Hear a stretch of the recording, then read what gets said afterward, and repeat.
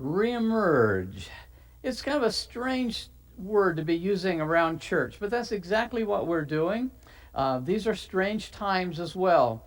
And so there is no seminary class, there's no playbook that talks about how a church goes into hibernation and stops meeting together and then comes back out of that. And so I want you to know about three things today.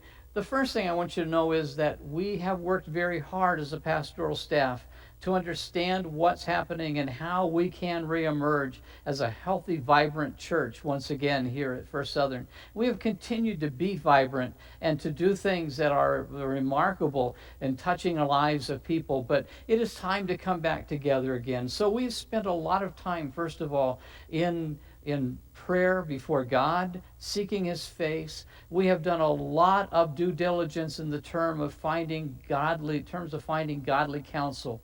There's not a week that has gone by since we have been in this state that we're in these last 2.5 months that we have not been, and I have not been on the phone, or I've been on a Zoom meeting, or I've been in webinars with pastors locally here in Yavapai County, across Arizona, and across the United States, as we've been trying to figure out how it is that we can get back together and when it will be safe to do that.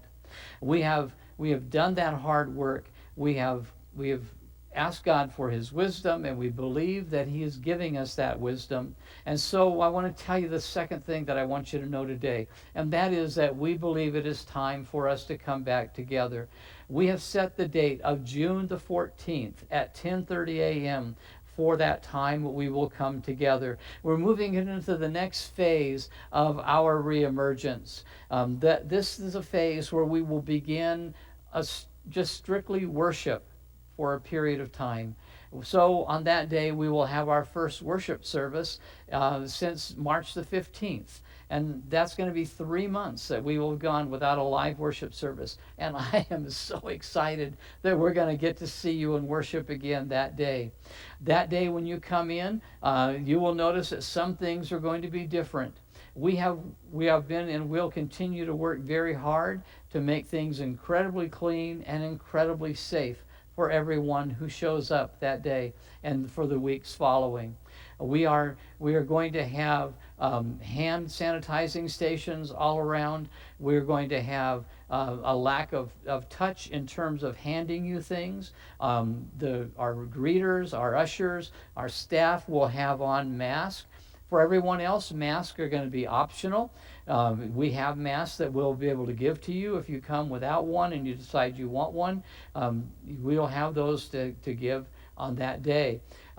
And so when you come in, you won't be greeted by being handed a ministry guide. Instead, the ministry guide will already be on a seat in our worship center.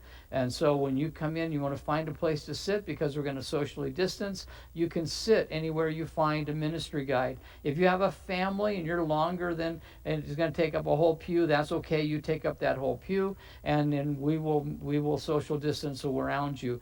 And if you need help finding that place to be, our ushers will be glad to help you and in that regard. Also, we are going to have, rather than passing offering plates, when you come into the worship center, now you will find 2 offering boxes, and there you can place your offering when you come in or when you leave. You'll be able to do that. We're going to ask you to put your connecting card in there as well.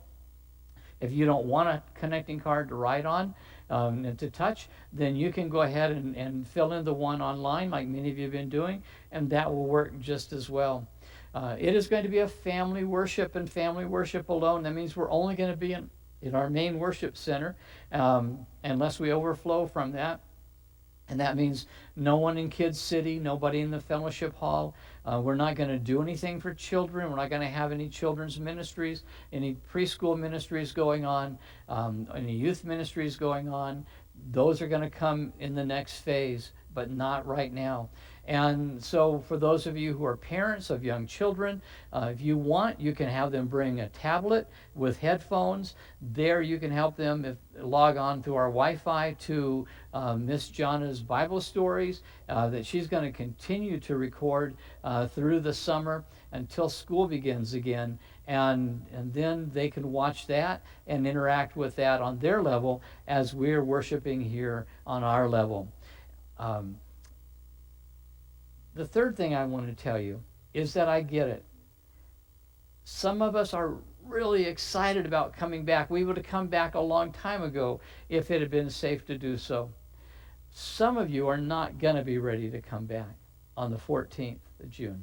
Some of you are not going to be ready to be around groups of people. Maybe some of you have not even been out of your home yet for the last 3 months. And so we're going to encourage you, if you're not feeling comfortable coming, that's okay. We understand.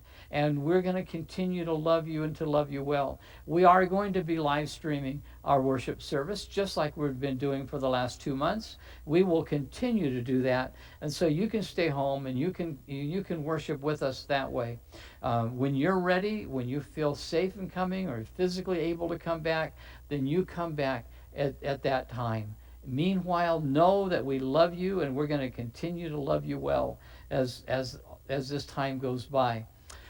We are trusting God that this is the right time. If you had asked me why the 14th of June, my only answer to you is that we believe that the Spirit of God is telling us that's the day for us. Our goal has not been to be the first church back or the last church back. It's not to be the first person in church or the last person in church coming back as well. And so we want to understand a couple of things. Number one is that we are missing you and we are excited for you to be back. But number two is the fact that it is a great opportunity that is here before us. One opportunity that is great, unfortunately, is for Satan. Satan has a great opportunity to divide the church of God. He has an opportunity to divide local churches, to get them squabbling about when is the right time and who's coming and who's not. Why aren't they coming and we are here? It is not a time to fuss about those kinds of things. It is a time to be unified and to say to Satan, you have no place in our church fellowship.